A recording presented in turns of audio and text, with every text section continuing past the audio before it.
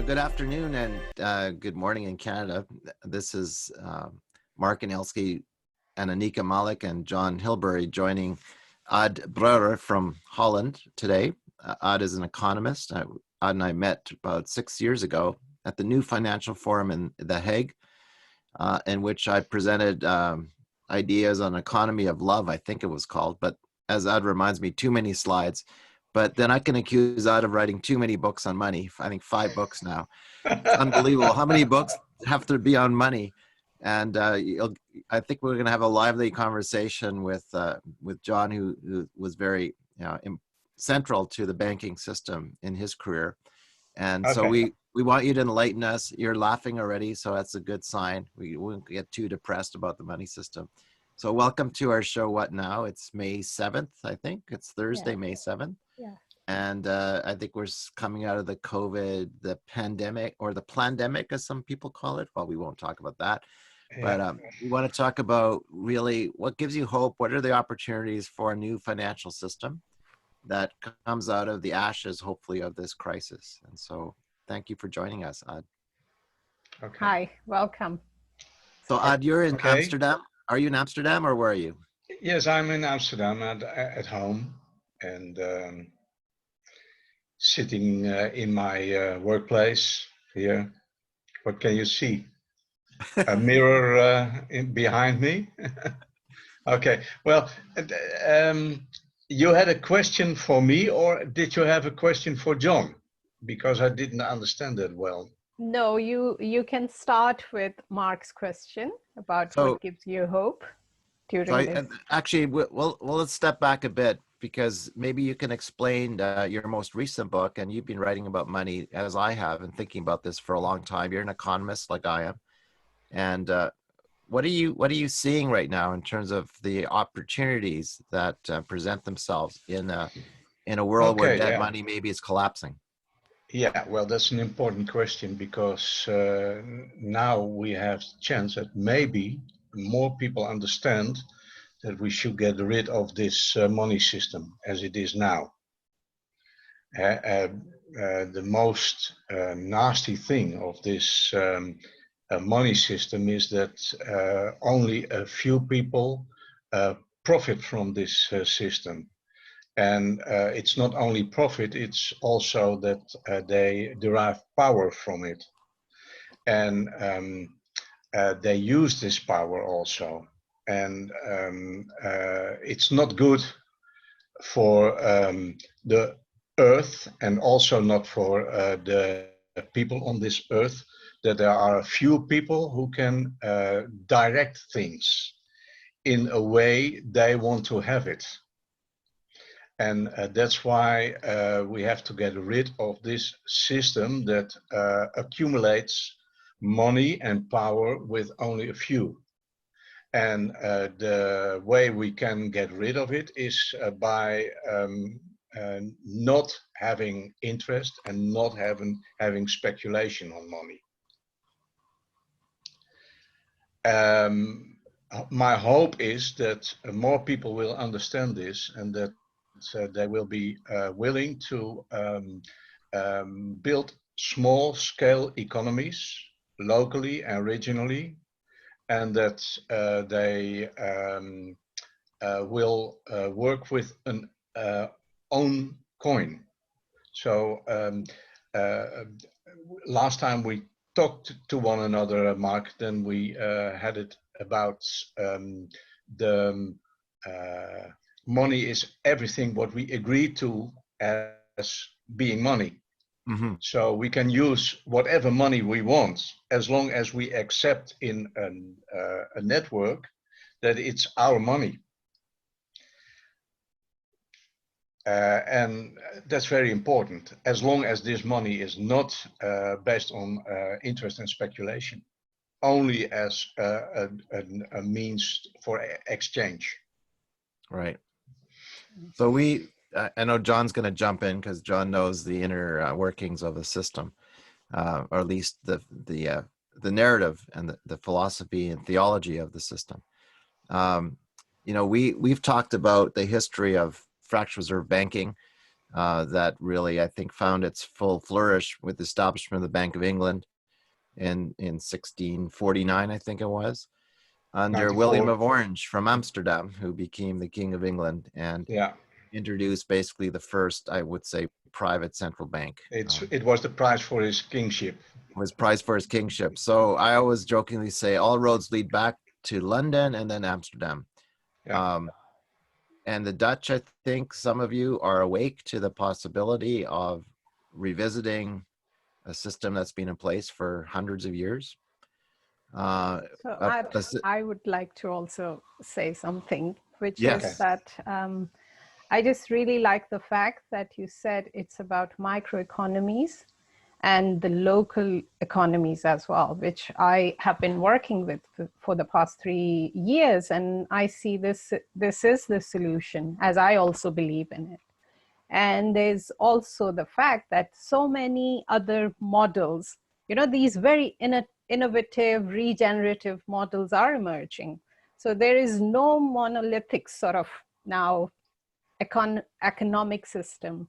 Yeah. But then there is a catch as well, because I was on your website, I was reading that for one of your book reviews, somebody has written idealistic book. And that, to me, it just hurts, because people think it's either too idealistic, too philosophical, you know, that Too far-fetched. yeah, or too fluffy stuff. And Yeah, you know, yeah, that's yeah. my issue with it. And I'm sure you would also face this issue, because you've written about the human Yeah. economy, right? Yeah. And so I keep on saying, oh, people are the keyword here. People have to be educated. They have to be brought into this dimension or this economic realm where they can understand. Mark keeps on saying that, you know, people don't understand how money is created. So I think these are the dots we have to connect now. So I would say then that it's not the fault of the economic theory itself, but fault of the people who drive it, who regulate it, who have a power and hold on it. So what is your, you know, view on that? How do we do that? Because we then, all of us would hit that brick wall again. Yeah, well, it's this is a time not for leaders anymore. Yeah, for people who have qualities, but who give their qualities in service to a community, and it should arise from the people themselves, and not from a government, not from an authority, not from banks, but from people themselves. I like and that. We have a one big shared interest, and that we have to manage somehow our material life.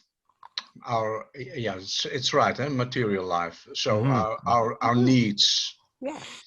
Yeah. And when doing so, and when working in a network with this based on the shared interest, we can produce anything. We can produce goods, we can produce services, all what the network needs. And if this network is strong enough, we can also attach to other networks. The most important thing is that there are no big capital concentrations, and that there are also not big power concentrations within those circles, networks. Yeah. That's very important, that we get rid of that, of that whole idea that some or a few people have such big influence. It's not of this time. Do you see that it has been the pot has been simmering for some time, and we are almost there? Because I feel this now. You see these things emerging as fair shares, commons, and people are sort of understanding how it should work. And, you know, so I feel like the communities are sort of self-governing themselves. It's coming back. And maybe the realization is more so, I would say, here. So I'm quite hopeful that, you know, we are sort of gathering and it's getting bigger and bigger, the group who understand. So yeah, well, until now, what I experience is it's more or less small scale. There are more initiatives also here in the Netherlands, but they are all small scale and they're also marginal. Yeah. Yes. Yeah, well, it will arise based on understanding with people of what the importance is of this. And I hope through this crisis we will understand it better. Charles Eisenstein says we are on a crossroad, and it's a question mark: how do we go further? Do we continue on the old ways with war and with fight, or will we go further based on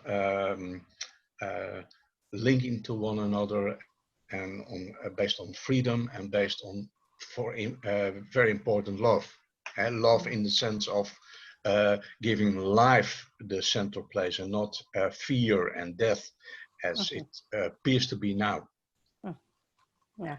So when we spoke last, you said something really important. You said money is an agreement. Yeah. And we've had another guest, Steph Coopers from Antwerp, speaking about his vision of a sustainable money system. And I agree with you. I think what we see is we have lots of wonderful tests of local currencies. And I always say they're really nice. They're very cute. They're very sweet. John's words, sweet. But they don't amount to very much on a large system scale. And John comes out of the world of the BCCI, Mr. Abadi, real management, the fastest rising bank probably in the world that disappeared, right? Maybe because it's starting to threaten the big system. And so the question I have for you is, it's interesting that in a way, as human beings, we tend to want a savior. We want a king or an emperor who says, just make it all, just facilitate our lives, just print money so we can live. The tally sticks in England, the whatever, Seychelles and Polynesia. So money is an agreement. What gives you hope that we're mature enough to create a kind of a shared ecosystem of money as agreements? That sounds actually a lot more complex than a simple, like, just create the money out of thin air and let it just be the way it is now. And yet, of course, we were trapped in this debt system now. Yeah. In this kind of more complex future, I think that you're thinking about, that I'm thinking about, how do you see this kind of actually working? Okay, well, or is that a fair question to me? Huh? Yeah.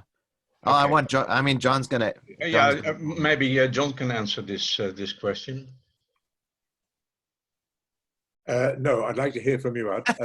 Okay. It's not based on money. Money should never be central to anything. Money is just a kind of tool, and it's not the basis of a system. The system is based on what people need. So our shared needs are the basis of our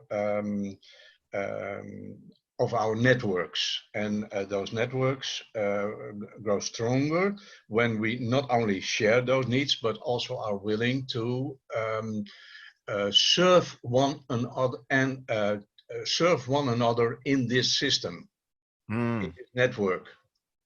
And money will come easily with that, because when we do business with one another, then we need money as a means of exchange in its pure form. But it's not first money and then the people. No, it's first people and then the money. You're actually saying what in Integral Finance and Economics, which Ronnie and Alexander have written, they say it starts with the community. You start in South with your community. Then there are your belief systems as well. And then you create systems, which, so the West is where the money is. So money should come in the end, as in, you know, there's these four worlds, circularity, but you start with your community. So what are the needs there? I totally get you. And people should understand what the importance is of this network. And I hope people will now, because the other opportunity is the Hunger Games Society. And we must not have that. You started to laugh. As if it's funny. No, I just heard another person on the Brian Rose's show, London Real, say that we are in a Hunger Games literally scenario right now. Potentially flipping into. We imagine scarcity. We just imagine scarcity first. Scarcity, then abundance. But what you said. Also dictatorship. Yeah, what you said out is very important, because we've been talking on the show about a new narrative, right? And you've said something real important. Money itself is not the root of evil. It's how we behave around it. It facilitates exchanges. It's actually a pretty efficient thing to facilitate exchange and agreements and smart contracts or whatever. But we shouldn't start from money. Right. But it is actually not a store of value in a sense. It is frozen desire, if anything. As John Buchan wrote in his book, money is frozen desire. I love that term, frozen desire. And so it makes us act in perverse ways, as Lynn Twist said. So it has an interesting kind of spirit about it, but it's the nature in which the money is created that's key here, because as we now know, the central banker of England, Mark Carney, said 98% of money actually is created when banks issue loans. And I know, John, you're part of that world. I want to ask you to come in and say, if you had a magic wand, if you had Mr. Abadi here today, and we'd say, look, we were trying that with BCCI, and then they maligned us. Of course they maligned us, because we were upsetting the system of debt money creation out of thin air like magicians. In fact, we could have created money in every amount, or in the most sophisticated ecological principled system we can imagine. And we chose otherwise, didn't we? Well, I don't know where to begin. Ad, and where are you coming from? Are you coming from a humanistic, a religious, a moral, a mathematical? Where's your starting point of this? Why are you so outraged? You're as outraged as I am, but you're very much calmer than I am. More balanced. My background is Gnostic. You're Gnostic. Gnostic. Or Gnostic? Gnostic. Yeah. Okay. The Essenes. Yes, for instance, yes, the Cathars. Yes. Okay. Now we're comfortable now. Where are we going? So can I expose myself now? Please do. No, come on. You're amongst the lovers here. I believe in the inner Christ. And I believe that everything what happens now is about our real human being. And that the opposition is that powers try to prevent us from coming to our inner self. Now you understand. Is that clear enough, John, or is this? Yes. Absolutely. Now you understand why I said there are labels like philosophical, idealistic, and you have to hide behind, layer it in.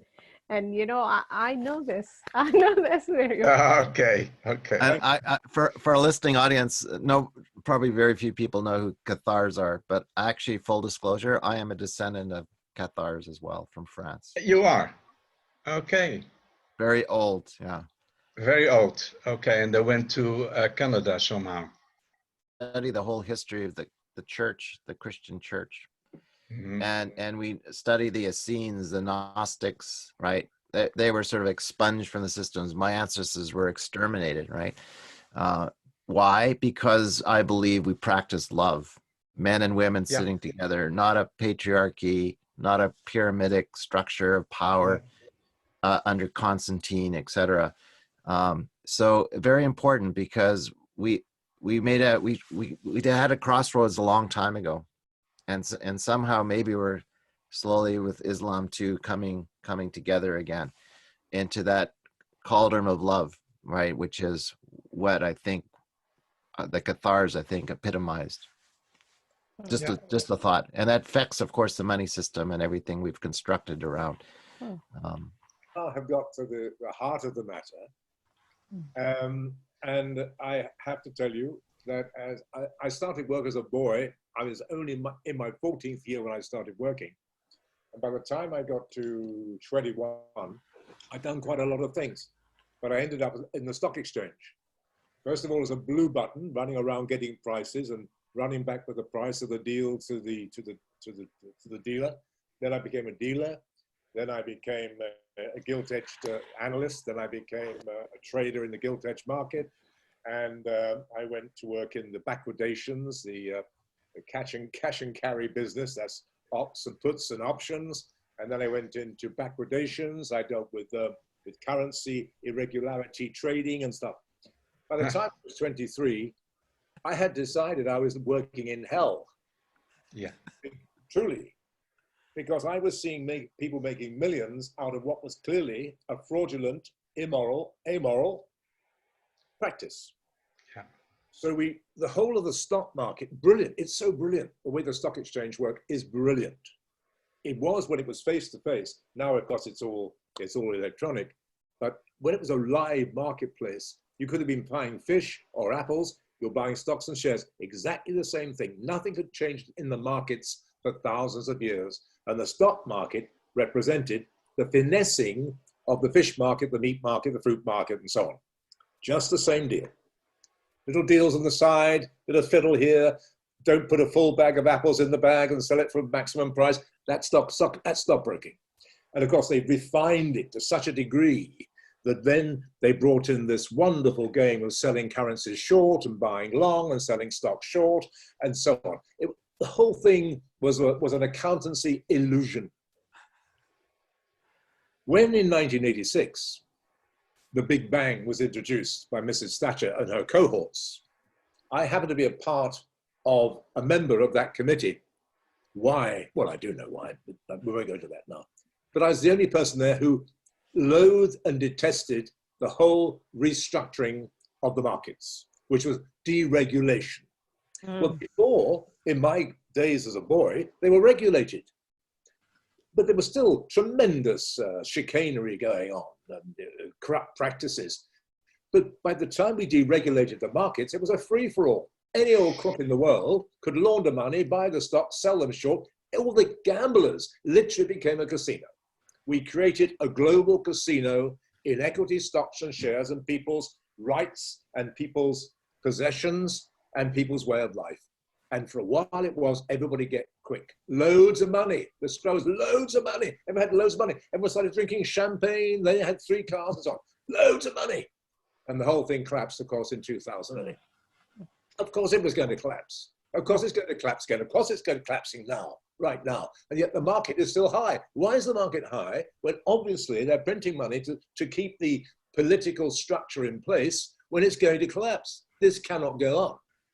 So we're very close again now, worse than 2008. So we have kept playing around, but we kept the same structure in power, the same mentality. Have you ever worked in a bank? Have you worked with senior bankers? You asked me whether I've worked with a bank? Yeah, have you with worked a Dutch bank, with the NMB bank. That's the ING came after the NMB. Yeah, okay. So you know that the mindset of a banker is very strange. Yeah. It's contrary to normal logic and normal practice, because the laws which keep it up are not normal. So when it was endorsed by the deregulating the markets, the Big Bang in 1986, it's gone from bad to worse. Yeah. In fact, what it did was allow the criminals into the market. Yeah. And the criminals into corporate life. Yeah. No, I might be in big trouble. Yeah. We must edit some of this because this is dangerous. You have sensed and felt the immorality of the system. Yeah. Marx senses it because he believes we're all enslaved to debt. I believe that too. I think all these things are the truth. I've been lecturing on it for years. Now I've given up doing so. I was so exhausted, so literally depressed by the situation. And this current 6-week isolation, I said, my God, there's a chance to sort it out again today. But will we do it? Can we do it? They will fight tooth and nail not to let this happen. Who's going to pay for all of this gift money they're giving to people in what they call furlough? People who can't. Who's going to pay for all that? The same people, the people. Yeah. It'll be The back people, to the yes. people. And who will not be affected? Them. Yeah, because it ends in that deep pockets. It all ends in that deep pockets. Because they own everything. In the end, it's a ridiculous game with the winner up front known. Well, it's very clever. It's brilliant. What a brilliant construct! Absolutely pure genius. Okay. You can.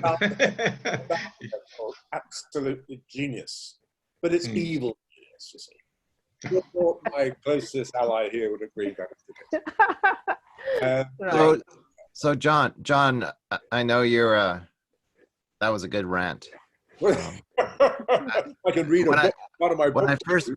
When I first met Odd in those hallways in The Hague, he was ranting too, and I said, that's what happens. I warn people, when you first wake to the understanding of money, you have two choices. You start ranting and saying it's got to be a conspiracy and there's evil everywhere, or you have to find a deeper place inside you. Says, where do I find compassion for this psychopathic system that's incongruent with the God of love? I mean, I don't get it. I just don't. I can't imagine how they can go to sleep at night with a clean conscience. And maybe they don't have a clean conscience. But I wanted to ask you. Because we keep coming back to, I'm always referring to this idea of a new narrative. So here you are, 1986, Thatcher, Reagan. We have a neoliberal economic kind of philosophy emerging by deregulation. It's just a narrative. It's a narrative that they accept. You can maybe blame Ayn Rand for this. She was whispering in the ears of Greenspan and all those other people, Milton Friedman. The question today, so what gives us hope that a new narrative, this one we're talking about, can be as equally compelling as it was for Margaret Thatcher and those? That's actually from an economic paradigm perspective. What we're talking about is a new paradigm on well-being and happiness, if you like. What makes us believe that this could win the day? Ad. Question to me? Yes, you are our guest. We have to keep reminding you. Well, it's all a matter of consciousness. And we can talk till we can't go on, but it all starts with a shared consciousness with people who understand that we should live our life other than that we did until now. And there is no theory behind it. It's only experience. It's only hoping that the power of love may inspire many people to change their lives. And the only thing we can do is inspire people, and we can hope that our energy will somehow bring forth some good, but it's limited what we can do. We have to wait until many people will stand up and say, well, we are taking our responsibility and we're doing it now together. Thank you. This is very profound. I think this is the message we need to give to our viewers, audience, everybody. Mm-hmm. Thank you for joining us. Okay, thank you. So it's not a new system, Mark. It's Right. just the people. It's the basis of a humane economy.